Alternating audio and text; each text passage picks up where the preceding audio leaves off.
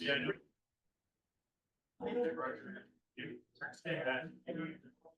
They don't give that electricity, they use. Yeah. It's pretty amazing. The competition, they have the electricity. Of course, they advertise it, it's the same deal. But then they partner with the university of Haven, so students don't get a deal. That's, yeah.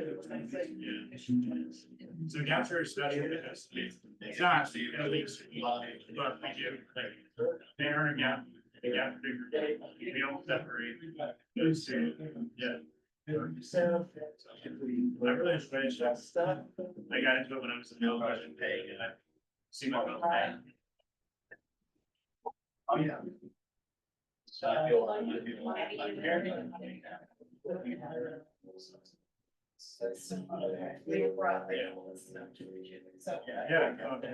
we're lucky that we have solid fundraising.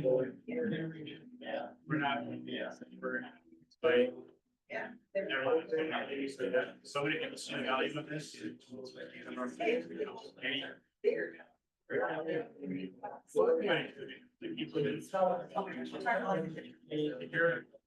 You're against the right.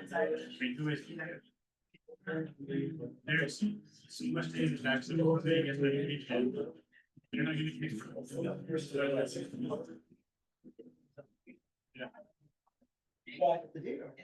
Yeah. Something that you pay over time doesn't have to pay the American.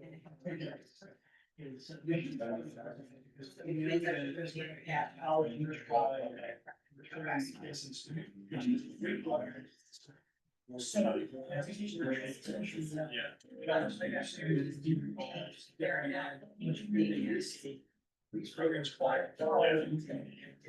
Yeah. No, that is good. I think it's good for the student when they just, even if they go home, they have a connection on campus. They have to transition. Traditional students that college. Traditional students, because they're getting a more diverse. I think it's, I want to show that. I got a lot out of it. I think I kind of got maybe realize the value of it. And all these students, they know that I'm so that being in a classroom. Yeah. It's a benefit for. That sounds very good. That is happening.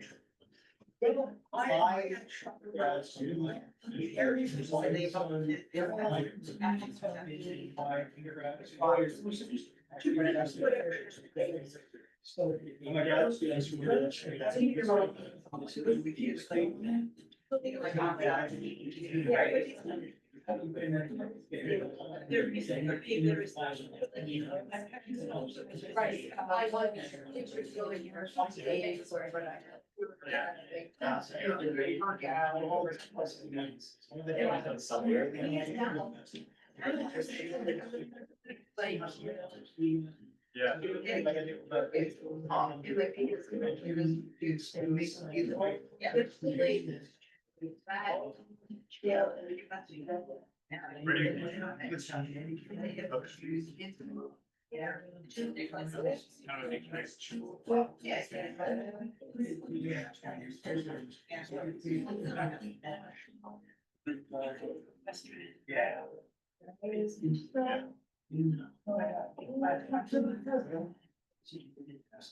So I was reading and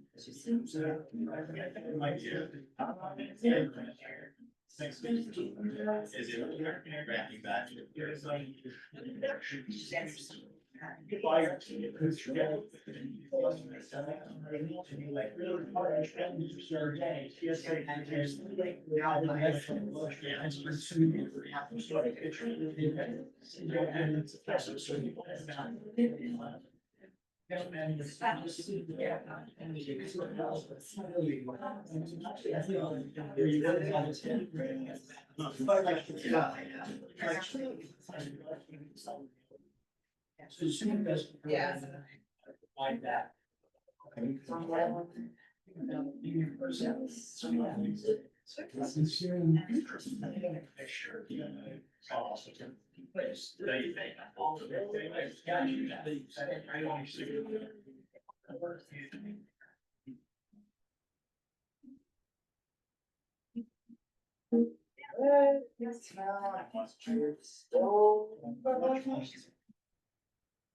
That's going this weird. Soon as they do this. It's like physics and then. Small bugs to figure out how. Yeah, that's good. I spend the day like working or like. Parents are just gonna, oh, I don't have answers. No, it's, oh, I don't understand. No, it's an email, that he didn't think he just. It's part of the tradition to not understand.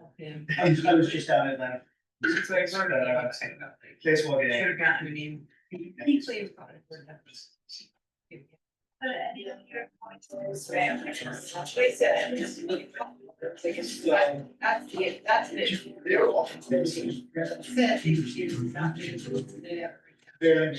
No, honestly. And that's like.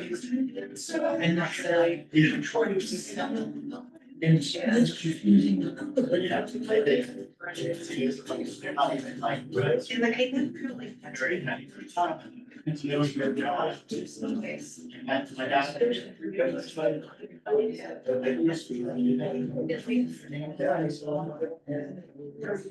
My dad had a.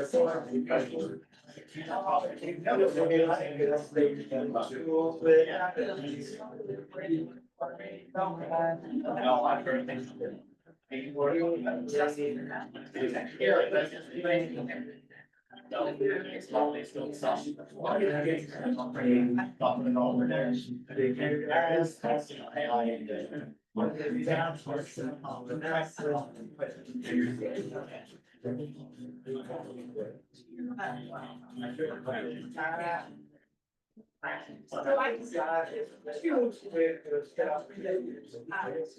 I mean, I get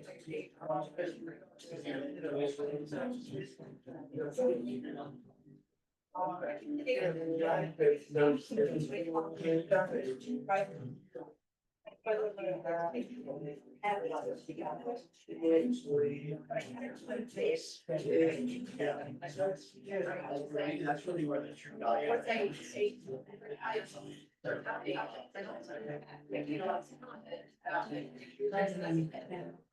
then the things that I guess. So. So right, like. Like, there's a house take or. Well, you know, like.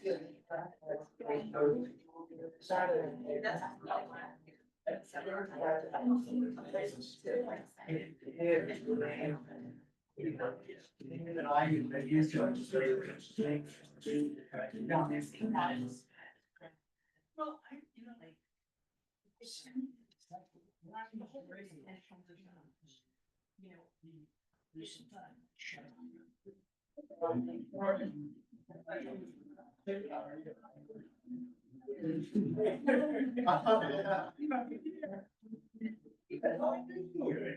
Wow, you too. And I.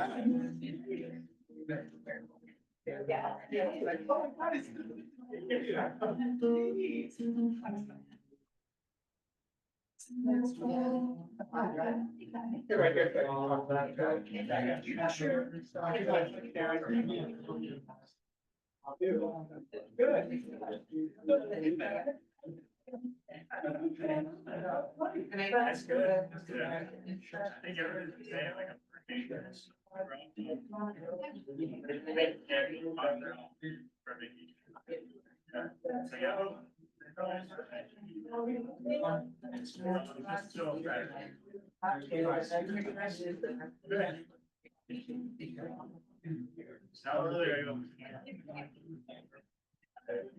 Now that I'm like higher. I wanna talk to someone that's.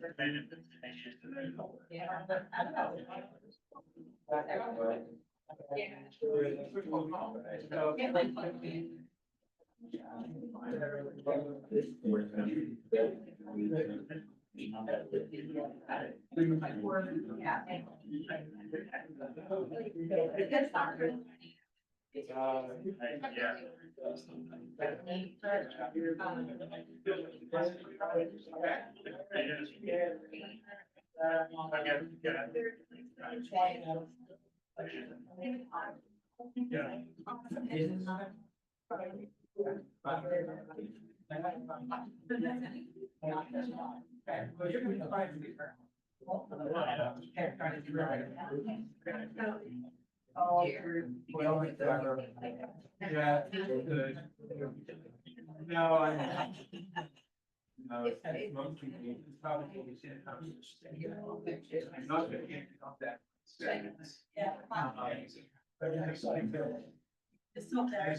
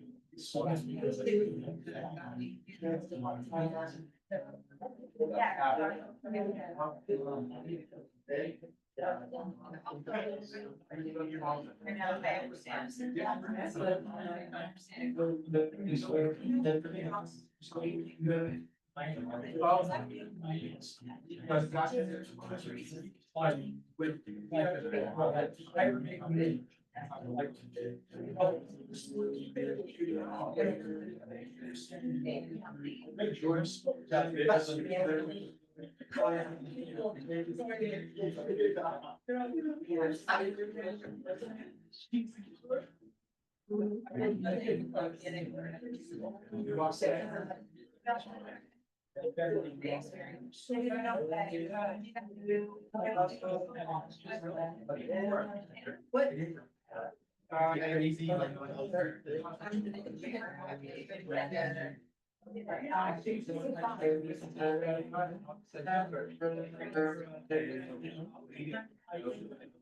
Yeah.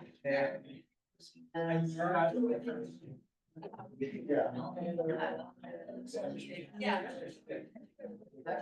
Yeah.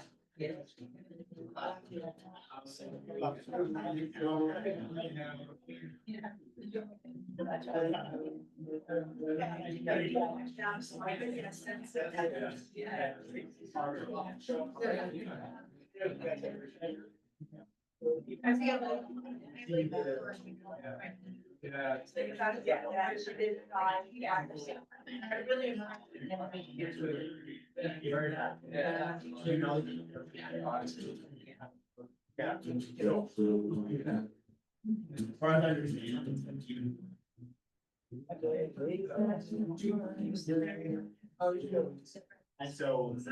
On the back. It's kind of fascinating. Not there.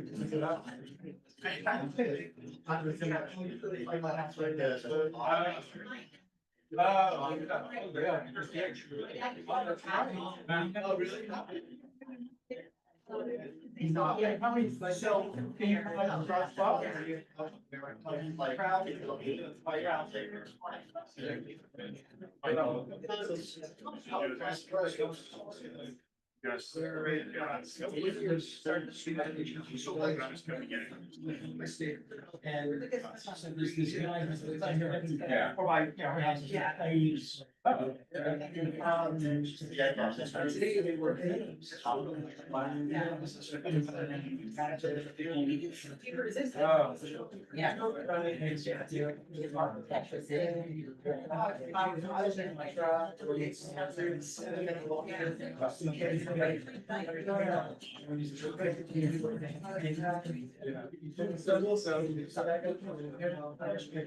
Because you're on something right now. I got this. There's an awesome feel. Yeah, there's some.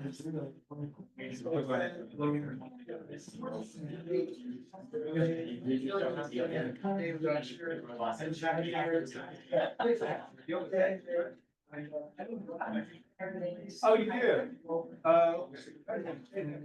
95. Yeah. Hey, you take that. You go to transit and flesh, right?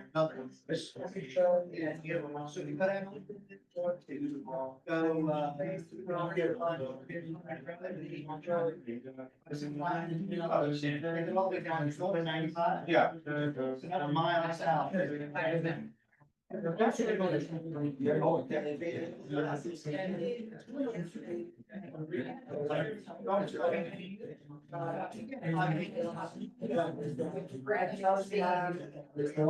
get more. Yeah.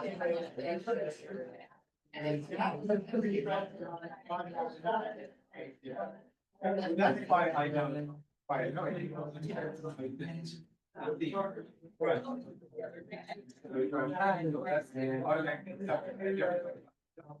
Oh,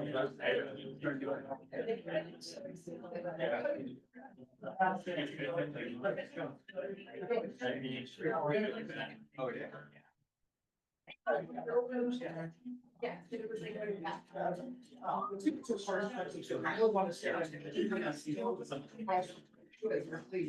Yeah, I know you are. I used to live in here. Yeah. Yeah. So the first move to Alvin Coast. Yeah.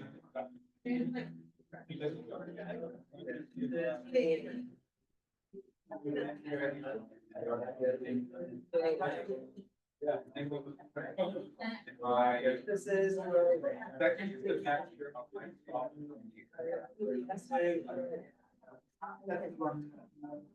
This. Oh, that, she was not. Oh, she was royal. I hope. I mean, son, never. And then.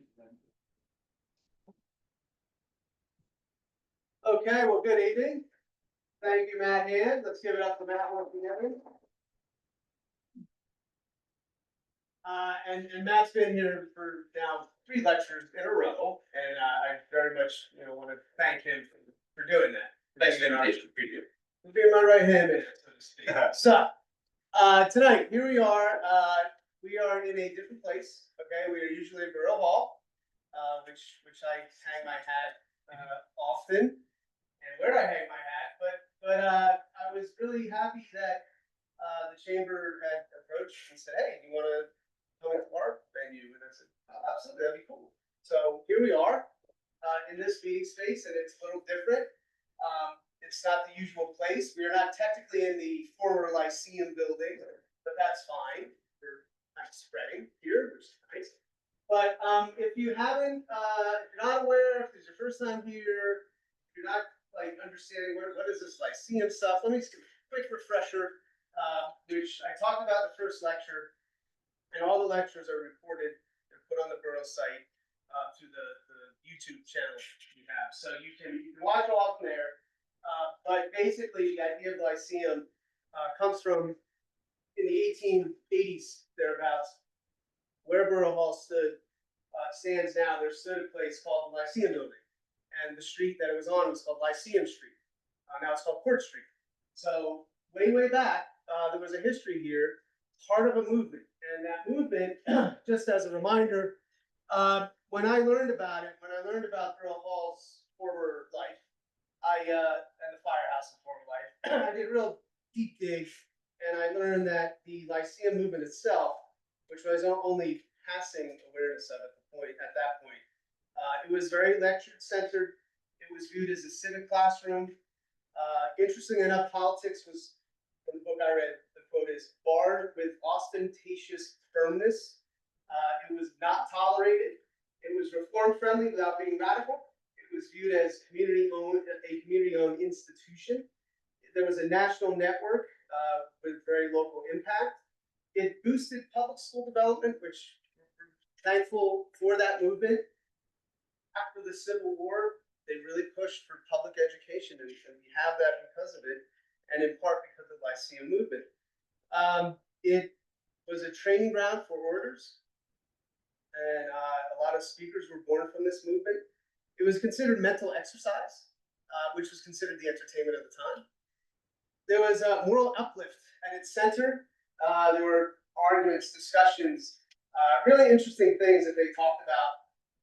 And as mass media kind of sort of got out there, the movement kind of fizzled out. All right.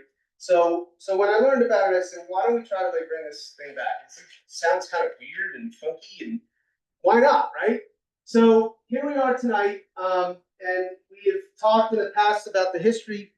I dug into a little bit of personal family history.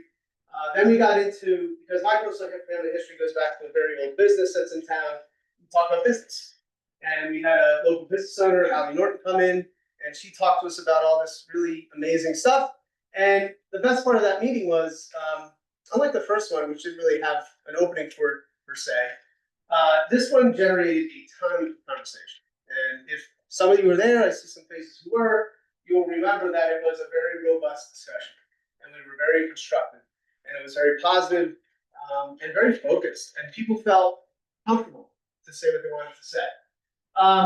So that's what I hope to replicate tonight. I see we have a little bit of a bigger crowd, which is nice.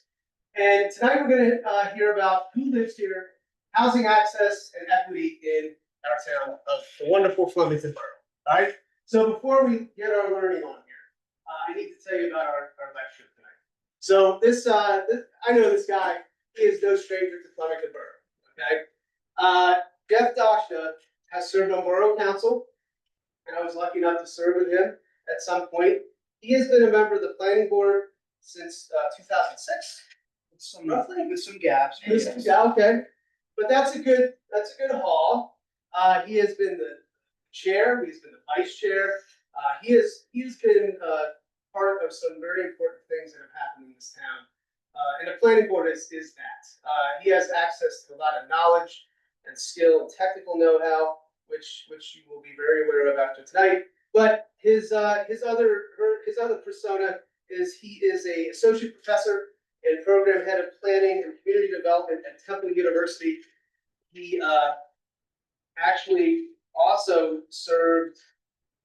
Where was it? It was you did something with the environment. Oh, you founded the Environmental Commission here in 2008 and authored the Natural Resource Inventory in 2010, and you served on that commission for 3 years. You are a leading member of the town's green team, and you led an effort for the initial bronze level certification that we got from Sustainable Jersey in 2011. So the guy's got an impressive resume. I think you're gonna like what he has to say. I always enjoy talking to him. So let's see what you get to see what I see when I have conversations with this guy. Okay, Jeff Dashna, please.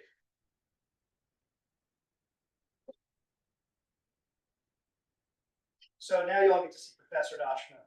Those of you, well, all right, other than Susan, who was my student once upon a I time. have a So, feeling this thing will be more interesting than your statistics. so maybe not.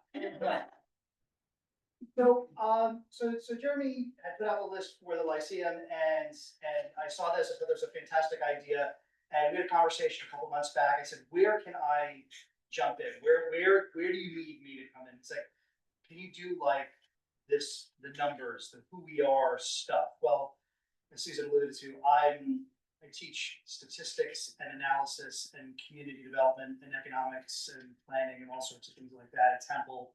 I've been there for about 20 years. So I'm a professional planner and all that other good stuff, but I want to start, and I'm sorry you said the political thing, because my first slide, which isn't moving on the clicker, but we'll just do it this way. What is Flemington great? Is the question that I wanted us to start off with. Not a partisan question, a realistic question, because a lot of the stuff that we've seen in the last 5, 10, 15, 20 years is Flemington is going to be great, or it used to be so much better, or there is. So legit question, when we ask that, when are we talking about? Like, what's the moment that we are trying to recapture? What is the thing that we want to be doing, right? And the way that I start going to think about some of those questions is I dive into the numbers. And I look at where we've been to try to at least think about what that might be. So are we talking about Flemington in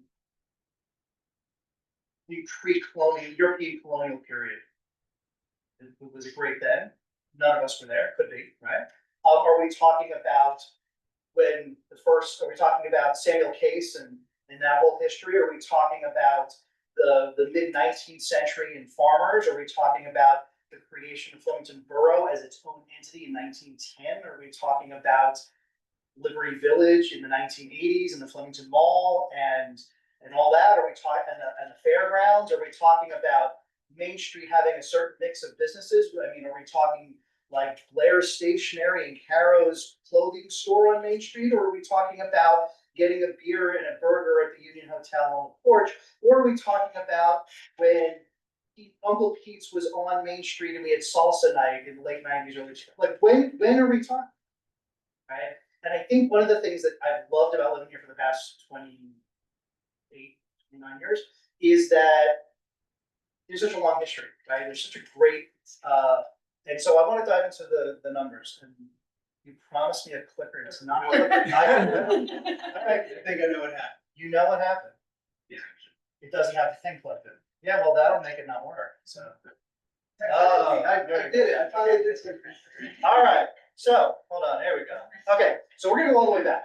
And one of the things that I teach my students is to know who we are, we have to count. It's not the only way of knowing, numbers are not the only way of knowing, but it is one way of knowing and of documenting. So, for those who are not Joey know, who haven't gone to law school and studied Constitution, Article 1, Section 10, no one knows that, it's okay. We have to count everybody.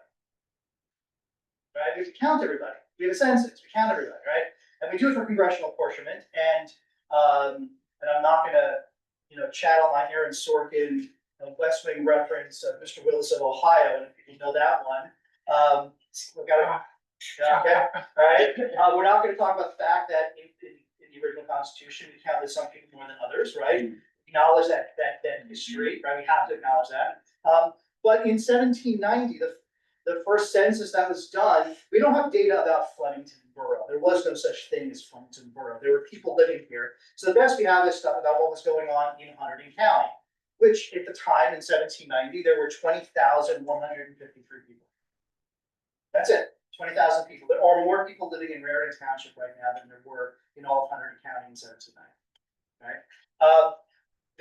And again, acknowledging the history that some people don't want to talk about, of the 1,492 people listed as non-white, 1,301 were enslaved here in Hunterdon County. We don't like to think about New Jersey as having that history. New Jersey has that history, right? So acknowledging who we are is part of understanding where we are and where we want to go. In 1870, through an act of the legislature, Flemington was first named a town. Right? It had enough going on that it was a town. And in 1870 was another census here. We had about 36, almost 37,000 people in Hunterdon County. Growth, but not a huge amount. About half were male. What was listed on the census? 634 were listed as colored, and none were listed as Chinese or Indian. And those were the only categories that we counted in the first census after the Civil War in this country. Those are the only three categories. Amazing to think about it, but that's what it was. And there were just under 1,900 folks who were listed as foreign-born. Everyone else was that foreign-born bucket. Right? Yeah, we think so. Not a very diverse place, but there's always been people from a variety of backgrounds living here in Hunterdon County, and those who, again, who are saying that things are here or different than they used to be, well, I don't know, maybe not so much. But how we define difference is a moving target for sure. But we've always had a certain amount of diversity here, even in a place that most people don't think is very diverse. Right? So let's go to that 1870 census. I love a pie chart. There's one in the presentation. Jeffrey likes Excel. Jeffrey has fun in data. The diversity of those folks in the 1870 census in Hunterdon County, the biggest group of foreign-born, 1,233 were from Ireland. Foreign-born. This is at a time in this country where Irish did not apply. Right? There was discrimination against a lot of foreign-born folks. And at that moment, Irish, and these were the other largest group here were from Germany, 262 people. England and Wales, again, would we consider that foreign born? Okay, but that's how the data reported. So, in 1910, Flemington Borough was created as a borough. It was separated from the township, and I don't think we did enough a few years ago to celebrate the 100th anniversary of the borough in 2010, but you know, whatever.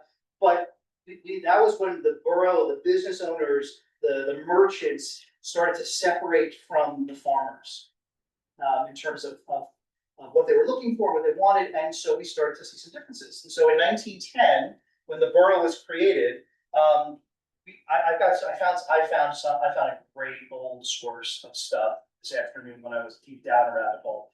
There is you can get the 1910, you can get all these old census things reported, but 1910 census, this is volume 4, I'm sorry, 3 of 4, which has the reports from Nebraska, the states of Nebraska through Wyoming, Alaska, Hawaii, and Puerto Rico, spelled, you notice, P-O-R-T-O. That's how it was spelled. And this is the beginning of the section on New Jersey, and it's got history, you know, the 13th census in 1910, and all sorts of great tables. And there's a little bit of history here. I'm not expecting anybody to read this, but you can find all of this stuff on there. And it takes 3 or 4 clicks. You don't need ChatGPT. You can find this on your own. And really, reading the original source stuff is fantastic. So when Flemington became a borough, I wanted to know who was here, what was going on. So there are all sorts of tables that look like this in the printed version. I pulled a couple numbers out, so it's a little easier for people to see. So Raritan Township, including what was called at that point Flemington Village, right before it became Flemington Borough, because the census was taken in April, and the borough vote happened a couple months after that, and the state legislature was after that. In 1890, there were just about 3,800 people, just over 4,000 in 1900, and in 1910, around the same 4,000 people. And if you look at the Flemington Village, which would become the borough in just a few months, it went from 1977 to 2145 to 2018. So just about 2,700 people living here when Flemington became its own borough. If you think about it, right now, we're like 4,800 people. It's not like that much of a difference, right? Everyone talks about population change, you know, and that's some of the stuff I wanted to show you. They have tables in here for some of the bigger cities. They break it down, and these are characteristics of the population for places of 2,500 to 10,000. And so it's in the last column here. Flemington is listed on this, and I spent way too much time trying to get PDF into Excel this afternoon, but I did it. And so here's just a few of the numbers that were on there. So in Flemington in 1910, like I said, about 2,700 people, male, female is about an even split. That's not demographics today. Today, there's about 52% overall population identify as female. And let me just say, the census is way off in terms of gender identity. It only counts sex, male, female, and it's all of us in the research community have been yelling about this for years, but it hasn't changed, and I don't think it's going to change soon. So just acknowledging that's where the data are. This is how what we call about race was counted in 1910. Native white with native parentage. That's how it was listed in the census. Native white with foreign or mixed parentage. It's interesting how we're seeing language emerge all these years later that doesn't seem all that dissimilar to them. Foreign-born white, right? Then it listed listed Negro, and then Indian, Chinese, and Japanese. That was everybody else, right? Again, thinking about who was here, one person in Flemington was counted in the census that fell into that last category, right? So, what else was going on in 1910? Males of voting age was the next category, because that was all who got to vote, right? In 1910, before passage of the 19th Amendment. There were 896 males of voting age, and you see again, this is the breakdown of by those categories of who was able to vote. Illiteracy was a category that we counted back then.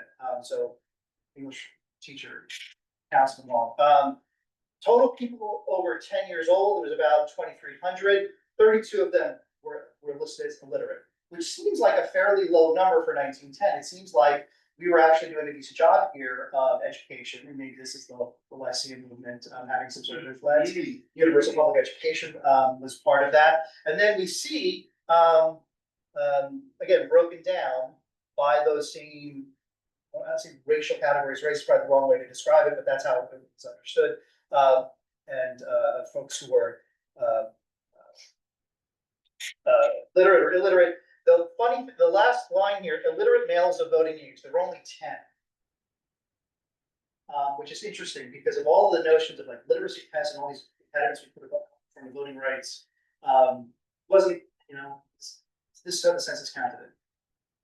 We had 421 people in school, who were going to school, but not, but that wasn't everybody who was attending school. No, I want to notice this.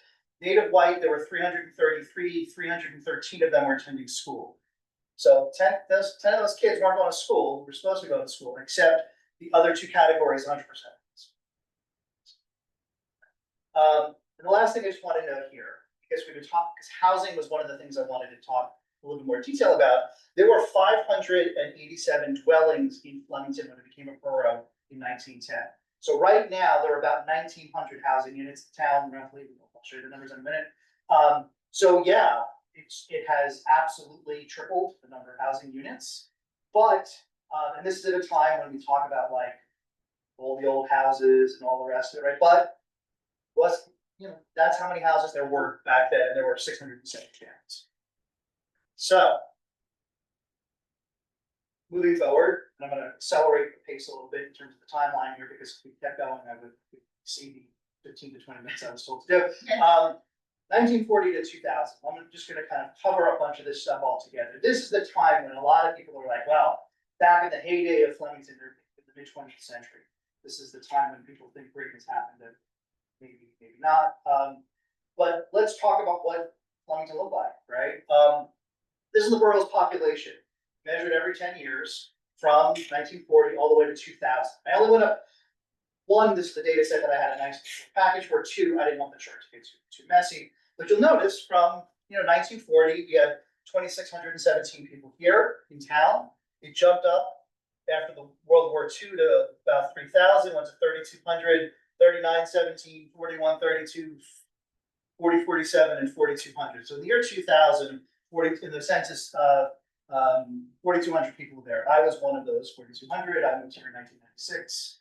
I know there were other people here who were living here as long, but most folks have not, which is some of the data that I want to get into also, that what's going on now. So you see this kind of general trend up, and this is how one can lie with statistics. There's a book by Neil Southend, if you want to how to lie with statistics, one of my favorite books that I tell my students to how you can play with numbers. Looks like a nice trend up. Well, what happens if you throw Raritan Township on, right? Let's look at Raritan Township. In 1940, there were about the same number of people in Raritan and in Flemington Borough, right? About mid 2000s, and then look at what happens. The growth in what people think of as Flemington, the 082 zip code, perhaps people who think school kids go to school together. This is the growth that everyone's talking about between 1980 and 1990. The population of the township basically doubled. Why is that? Sunridge housing development, all the other housing that went on farms that got, farmers retire, and your retirement is your land. So they were all the housing subdivisions that went in the township. That's what was going on. A lot of people moving on. There was employment centers, Merck up in White House, AT&T up in Basking Ridge, all sorts of other farming stuff, right? Because all this was going on. And then you add Reddington to the mix, right?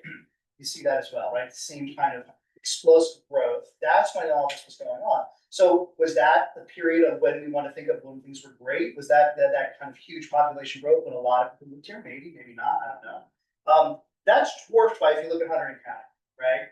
Hunterdon County overall, and I have all 26 municipalities in the spreadsheet, but it was messy. Up to 121,000, 122,000 folks in 2000.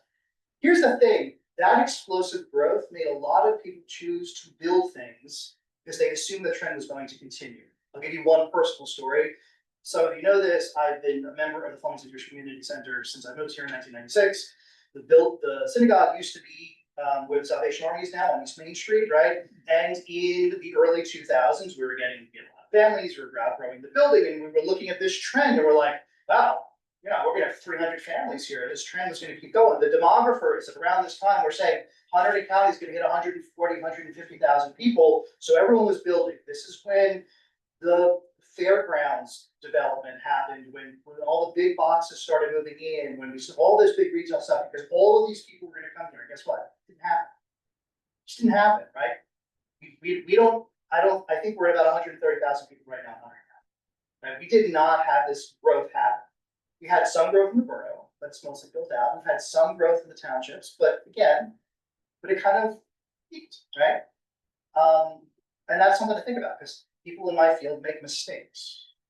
We think that things are going to happen, and they don't always work out that way. And we have to think about what planners don't like to admit when they're wrong. No one likes to admit. So that's part of the story here. So fast forwarding to where we are right now. Just want to spend a little more time too. If you want to, you can pull out your phone, scan that QR code if you want to, and get to this web. I took a screenshot this afternoon of this web page. The Census Bureau has a quick fact sheet for all sorts of geographies. The way that the census geography works is we've got data for the nation, we've got states, we've got counties, and then within counties, we've got things called census tracts. Census tracts are between 4,000 and 7,000 people. They're roughly the equivalent of a neighborhood in a city, large city. The reason why the data about Flemington is so easy to get, the entire borough is a single census tract. Right, so it's nice and easy. We are track 114 in Hunterdon County. You know the Russian dolls that nest inside one another. That's how census geography works. Nation, state, county, tract. Tracts are built up of blocks and block groups, but you don't need to worry about that. So that gets you to this page. So if you want to go home and play and find out all sorts of data about what's going on right now, go have fun. I want folks to have that ability to take that home as well. Because in addition to counting everybody every 10 years, starting in 2002, because there was a Supreme Court case about sampling, which is the Mr. Willis Goes to of Ohio reference from West Wing, we are doing two things at the census. We are counting everybody every 10 years, and we're doing ongoing surveys using statistical analysis of about 3 million households every year. So we've got more current data as opposed to waiting every 10 years for more information. That's known as the American Community Survey, ACS. We do this every year. If you get something in the mail that says fill this out from the American Community Survey, I beg you, please fill it out. There's people as like the guys who like rely on the data to decide where to build high schools and what roads need to get fixed and all the rest of that stuff and traffic and all the please, let me get the data. But that's every year. So the American, so we see certain data or we get every year, and that's from a sample. So some of the stuff I'm going to show you right now, you'll see margin of error. Why is there a margin of error? Because when you sample, you are getting not everybody. You're not counting every house like we do every 10 years. You're going to get there's some error there. So if you want to ignore that column, that's fine. But this is a way to understand what's going on. So how many people live in the borough? Well, according to the 2020 census, 4,876, right? There are 1,979 households. Median household income is 74,000 here in the borough. 1,974 housing units. I have some more details on some of these here. One of the things that we do, I'm not expecting you to look at the numbers, but this is on that page. This is called a population pyramid or an age sex pyramid. One of the ways that we look at what a population might look like is we look at males and females by 5-year age cohorts. Because it helps us understand that we got some young people, we got a lot of people. This is the 20 to 24, 25 to 29, 30 to 34, 35 to 39. We've got a lot of males here between 30 and 40. We've got a lot of females here actually younger between 20 and 35. And look at there is this split, right? Which tells us some really interesting stuff. It also shows, you should also notice that how it ages. Now, a normal population, this is kind of this is also the generational, this current stuff, right? So not to whatever. So boomers, Gen X, millennials, Gen Z, right? Right? So I'm Gen X, proud. Gen X. So again, you can kind of see, well, this is an interesting shape here, right? Like, look at what, and if you were to see, for example, lots of, you'll see most of these older cohorts, you see more women than men, and women live longer than men, but it also means that if you see a lot of older folks, then you need to think about how do we have enough care services? How do we think about that kind of infrastructure and all the rest? So those are important things. So here's some of the data from where we are right now in Flemington. Language spoken at home. 42% plus or minus there's a language other than English spoken at home. Anyone who has opened their eyes and ears in town knows this. Maybe the number might not realize that the numbers, but that's the numbers. That's who we are. That's who our community is. Compare that to 13% in Hunterdon County. For people to say that Hunterdon County has no diversity in terms of language, they're lying. There are absolutely 13% of the population in Hunterdon County speaks at least a language other than English. Not that it's their only language, but in addition to whatever else they speak. Again, same native and foreign born, 11% in the county, a third here in the borough. That's who we are, right? That's who we are at the moment. And in terms of older folks, here's something interesting. The borough's younger. You saw that on that chart before. Only 12% are 65 or older in the borough. It's 21% in the county. We are younger. We speak more languages. Right? This is who we are. Right? This is who we are in town. We are an affluent. Let me get this right. We are an affluent town. Median household income is $74,000. It's not that everyone earns $74,000 means half are above and half are below. Compare that to Hunterdon County, which is affluent counties in the country. That's 130. We're half, right, of the median for the county. So comparatively, we are poor in relative to the county. But let's be honest, it's not a compare median household income in the city of Philadelphia is about 50,000, right? So it's relative, right? So you have to compare these numbers abstract. Hunterdon County has 5% of families living in poverty. In the borough, it's 12%. Educational attainment. Here's in the borough, 35% folks have a bachelor's degree or better. And I would say nationwide across all demographics, US as a whole is about a third, between a third and 40%. So we're right there towards the borough. Hunterdon County, it's 58, almost 59%. There's a lot of college educated folks. And we know this, right? It makes sense. But again, comparatively, these things matter as we're thinking about it. Obviously, younger folks, those numbers are higher than older folks, just because access to college changed over time, right? But that's who we are. The census, unfortunately, in recent years has been asking questions, more nuanced questions about race, but for the longest time, there were 5 categories: white or Caucasian, Black or African American, Asian American, Pacific Islander, Native American, Inuit, Eskimo, and other. Those are the 5 categories. And if you were from Morocco, you never know the box to check. And if you're Barack Obama and your mom's a white woman from Kansas and your dad is African, what box do you check, right? So there's all sorts of problems with the 5 category, but it is the one that we've been using forever, so we try to make comparisons over time. It's insufficient. We've also, only since 1980, started really asking questions about Hispanic or origin, right? Which, again, you can identify as white and Latino if you're Catalan, right?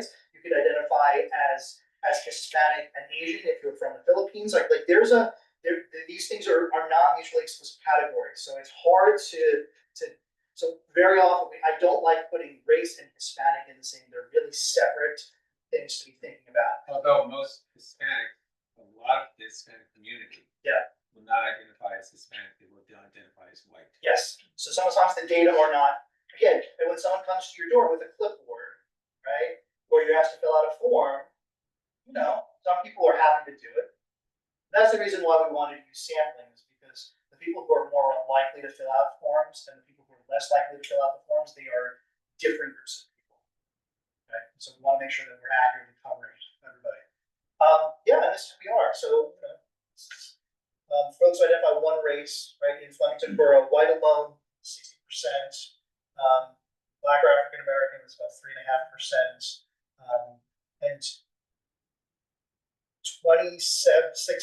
folks checked some other race because they either they were Latino and they didn't want to check white or not, or they wanted to, it's a mixture, whatever it is, right? That's not so we are, right? This is where we're in town. Housing. Let me get into some of the housing stuff. There are about 2,000 housing units. 96% of them are, as of the census, are occupied. So very few vacant units. Anybody who knows this, who's been trying to find a house in town, there's very little vacancy. You try to find an apartment, there's very little, if no vacancy, right? We know that that's the case. But the literal vacancy rates are zero, just the estimates from the census, because we know this is what it is.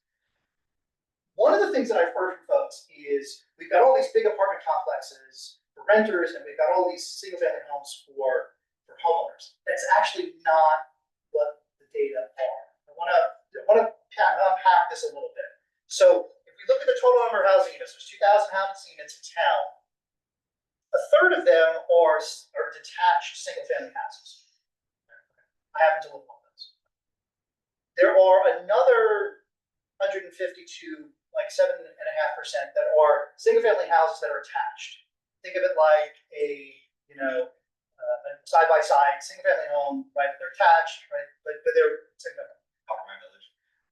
Coppermine we have like this, right? Then we've got another 10% that are duplexes, right? If you want to talk about like the big apartment buildings in town, right? So we're talking Prospect Hill, we're talking Hunter Hills, right? The big apartment complexes where there's 20 or more units. That's like 14% of the housing in town. It is not by any stretch the overwhelming amount of housing. A third are single-family houses. Well, hold on a second. A third are single-family houses. How come, which the number we get to in a second, how come we have this idea that 2/3 of folks are renters and 1/3 are homeowners? Because a lot of people in town rent single-family houses, right? It's not a apartment complex versus single-family homeowner. That's not what the town is. The town is more complex than that. We have a lot of people who are renting for a lot of reasons, right? And so again, who we are, this is the complex situation of who we are. Not, we could dive even further down, but let's leave it there for now. But that's what the data are. Another thing, we've got all these big old houses, and Flemington is a historic town, right? Everything is historic. Guess what? Only a quarter of the housing units in town were built before 1940. 3/4 were built since World War II. So again, do we have beautiful, significant, wonderful old Victorians? Absolutely. It's a quarter of the housing stock. It's not the majority. The majority of housing in town are stuff that's been built, not necessarily, in the last couple of years. A lot of it was built in the 70s and 80s and 90s. Right? So again, this is who we are. Listen, I live on Main Street, right? I live in a house that the oldest part of it was built in 1870. Yes, I'm in an old house. But that's not, most people in town do not live in an old house. And then look at the bedroom mix, just to throw that up there. We can look past this maybe. Most of the houses in town are most of the housing units are 1, 2, and some 3 bedrooms. There are some larger units there. Okay. Renter versus owners. Let me get into this a little bit more. Yes, 65%, 66% are renters in town, and the other third are in owner-occupied units. And when we say owner-occupied versus renter-occupied, if you are renting the house from your mother-in-law, you're a renter, even though it's in the family, right? Is your connection to town different than? Yeah, maybe, right? But it's complex, right? But this is where it is, right? We've got 1,300 renter-occupied units in town. That's who we are. And have been for a while. So one of the things, I'm not expecting to read this.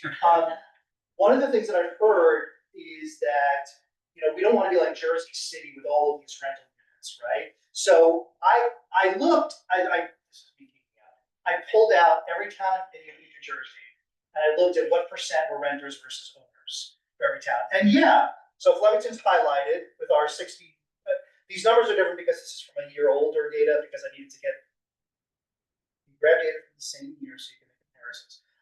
So is Jersey City on this list? Yes, Jersey City is a couple points higher than we are. Jersey City's over here. Are there other big cities on this list like Newark? Yes. But are there also places like Salem and Wildwood who have more renters than us? Or New Hanover in Burlington County, Victory Gardens Borough in Morris County? Yeah, there are places that have more renters than we do. So it's not, again, it's not a big city, small town. You know, this is how we compare. Do we have a lot of people renting? Absolutely. Right? Not gonna, right? It is what it is, and I go charge renting. Right? So I can share that data with anyone who wants to see it. Definitely. The other thing is, 1,001%. I have the spreadsheet. Jersey City was mentioned last year. Yeah. I know. So the other thing I just want to mention, this other thing that's from current data right now. When people moved into their housing unit, right? Now I moved into Flemington Borough in 1996. I rented an apartment over a storefront on Main Street, lived there for 4 years until we got a house. And I've been in my house at the other end of Main Street since then. A lot of people do that, right? So I've been in my housing unit since the year 2000. Closed on the Ides of March. But if you look at the percentages, there is this, again, there's a narrative out there that everyone, there's the old timers and only 8.4% of the people in town have been in their house prior to 1989 or earlier. If you look at the folks who moved in since 2020, it is a third of the borough has moved in the last 5 years to their house. We have a lot of new people here. Or they've moved to a new house, right? It might be somebody who lived in the town and they switched houses, right? So it doesn't tell us how long they've been in Flemington. It just says how long they've been in their particular housing unit, right? But you know, these are the data, right? This is who we are. The plurality here, 40% moved in between 2010 and 2017. Right? So this is interesting to find out. So let's talk about money, because that's why people rent. I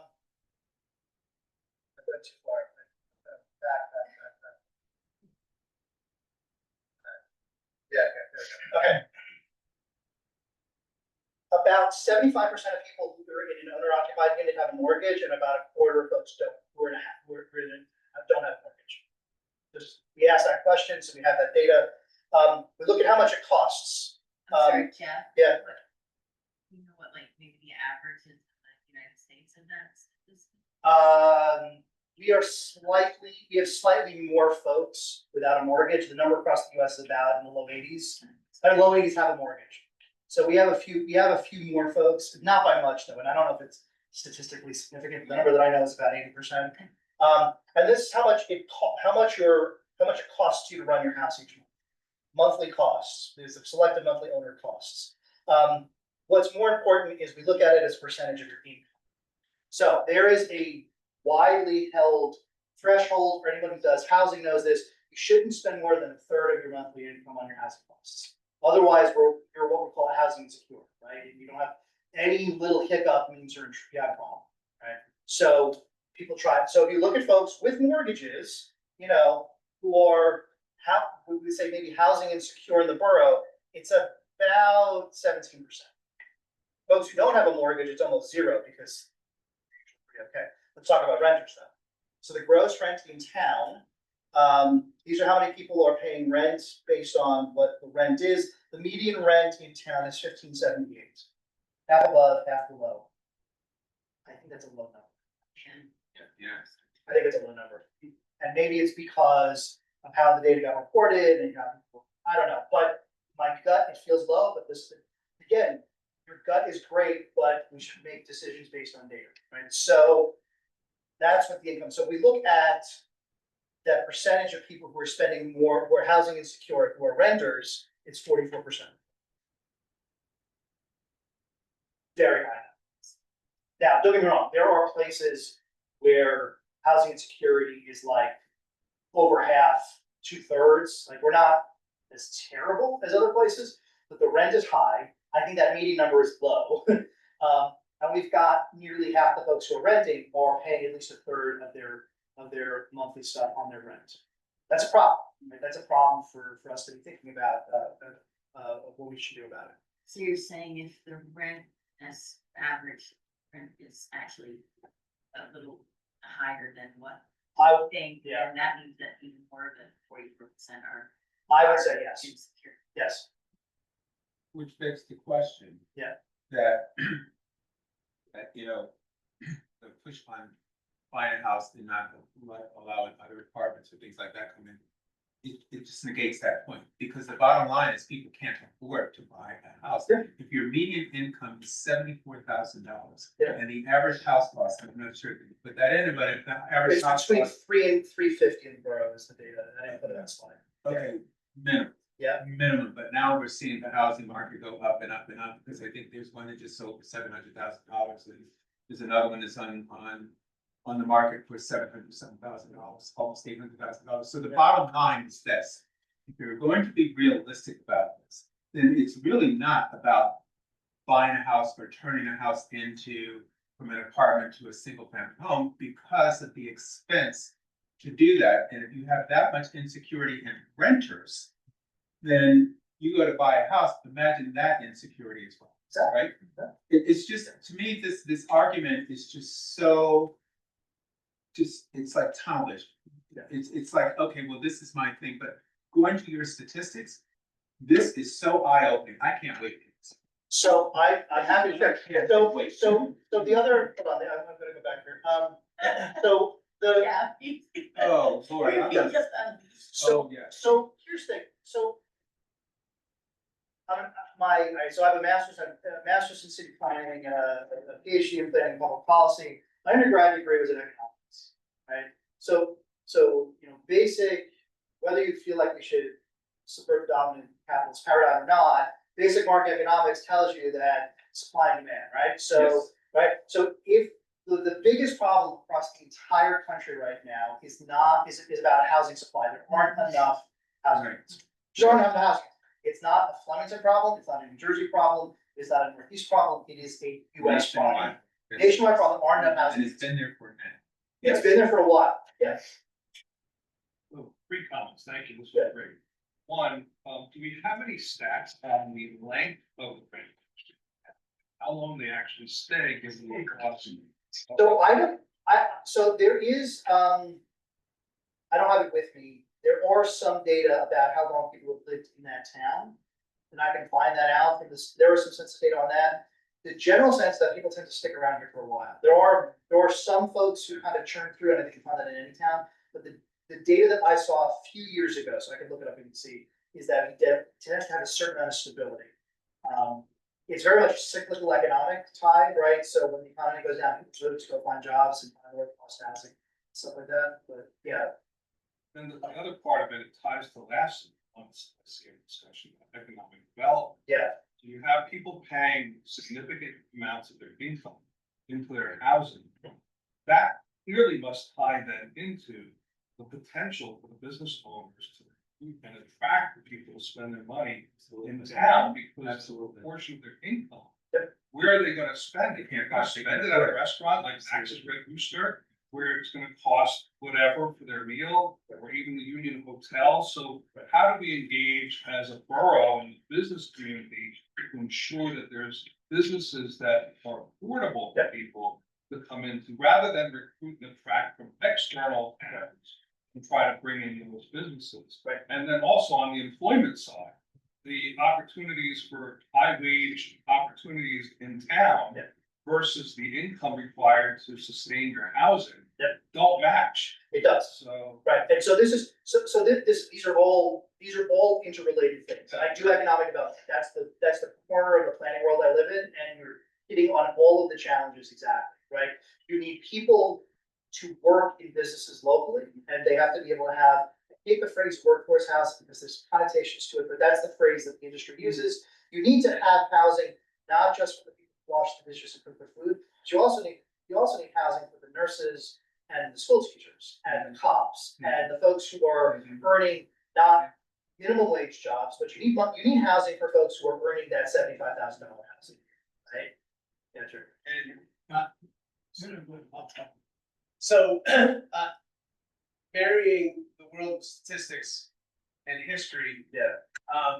I think, when you're up there talking about, the affordability of housing and actually, where I live, my street is, if you were to turn into it, you would look at something akin to, post World War II, Levittown style, all the same little cot house, all the same.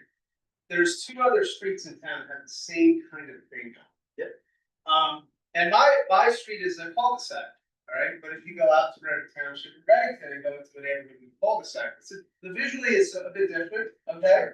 So, but historically, what happened to produce the Levittowns and the Abbott Courts in our history, and to supply a certain kind of housing to those people that you're talking about? Okay, so here's the problem with Levittown.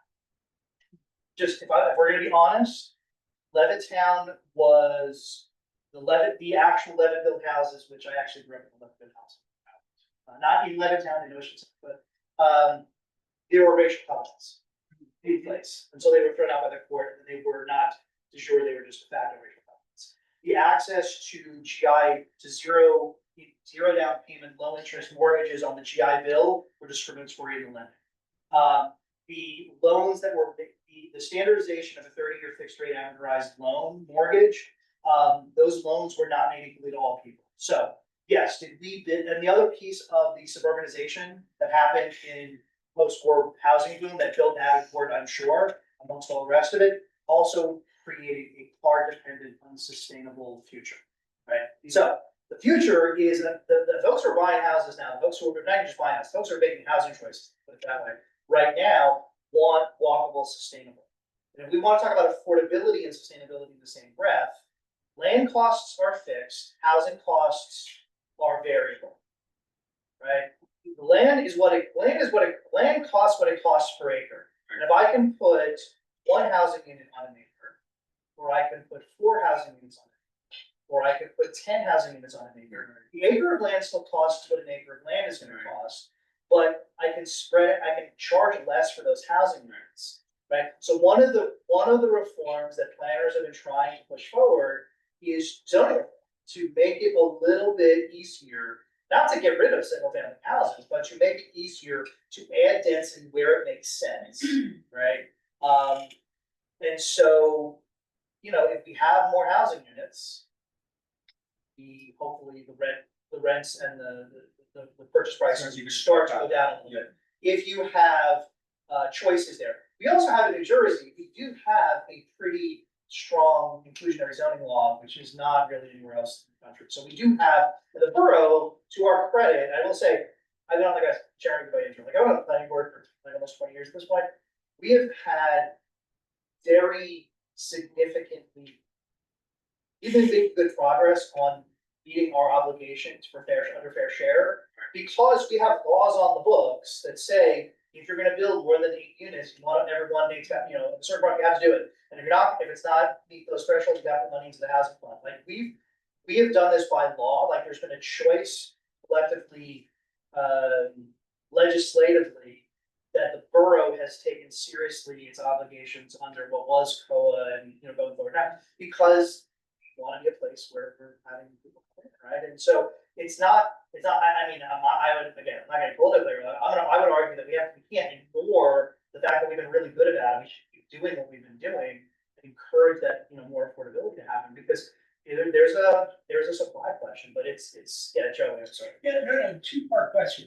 One of the things that I've seen anecdotally when I've been at the hospital or going out to eat, that many people in the service, I'm not talking about doctors, I'm talking about the nurses, people that work at the hospital, that don't seem to be able to afford to live where they work. Sure. And so I'm just wondering, is there a breaking point? Yeah. I mean, statistically. So what we've seen in communities where housing has gotten crazy expensive is that there's no staff. So let's stick to New Jersey. Go to shore communities, the housing is very expensive. And when there were summer rentals only and summer residences only, you can live with the fact there aren't enough staff in the basement, right? But more and more people are taking those beach homes and turning them into retirement homes that are living there year round. And there are not enough staffing in the hospitals and medical centers. There are not enough nursing homes. There are not enough doctor's offices in places that had once upon a time just retirement or seasonal. Cape Cod, Massachusetts, is a huge problem right now with the same situation. So vacation places where people have designed to retire to, huge problems with that. And so you run into this problem of workforce affordability. So if you look, you want to go, and not saying I'm advocating this, but back in the day, when you had a coal mine in a remote location and there weren't any houses there, the company built the town